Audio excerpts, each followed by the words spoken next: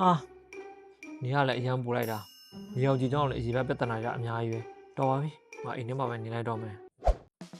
တော့ပါနော်ဒီလိုမျိုးလုံးဝလုပ်လို့မရဘူးနေအောင်ကြည့်ကကိုယ့်အတွက်အကျိုးရှိစေတာအများကြီးရှိတယ်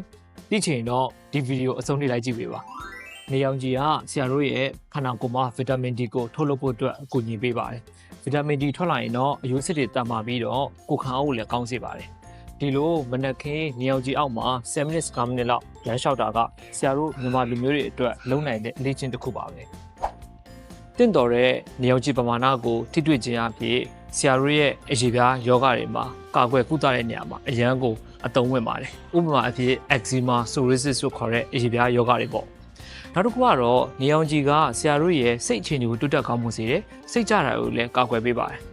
အခန်းထဲတနေကုန်အောင်းနေတာမျိုးအခန်းထဲမှာအလုပ်တွေအကြာကြီးလုပ်နေတာမျိုးကစိတ်ကိုမွန်းကျက်စေတယ်လေဒါကြောင့်မလို့မနက်ခင်းနေအောင်ကြည့်နဲ့ဆရာတို့ထိတွေ့ဖို့လိုအပ်တယ်နောက်ဆုံးတစ်ချက်ကတော့နေအောင်ကြည့်က sleep cycle ကိုအရင်အကျိုးပြုပါတယ်ဒါကြောင့်နေအောင်ကြည့်ထိတွေ့ခြင်းအဖြစ်ဆရာတို့ရဲ့အေးဝဝအိမ်မယ် lesson တက်ကြွပါလာပါလိမ့်မယ်ဒါပေမဲ့နေအောင်ကြည့်နဲ့အရင်မထိတွေ့ဖို့တော့လိုအပ်ပါတယ်အကောင်းဆုံးကတော့မနက်10 နာရီမတိုင်ခင်နဲ့ညနေ4 နာရီနောက်ပိုင်းနေအောင်ကြည့်နဲ့ထိတွေ့စေချင်ပါတယ်အပြင်သွားတဲ့အခါမှာလည်း sun cream လေးမို့မမေ့ပါနဲ့哦ဒါဆိုရင်တော့ဒီဗီဒီယိုကနေပြီးတော့မှနေအောင်ကြည့်ရဲ့အကောင်းကြောင်းလေးတွေကိုသိရှိသွားမယ်လို့ဆရာမျှော်လင့်ပါတယ်ဆရာရဲ့အကောင့်ကိုလည်း follow လုပ်ခဲ့ဖို့မမေ့ပါနဲ့哦နောက်ဗီဒီယိုတွေမှာပြန်လည်တွေ့ဆုံပါအောင်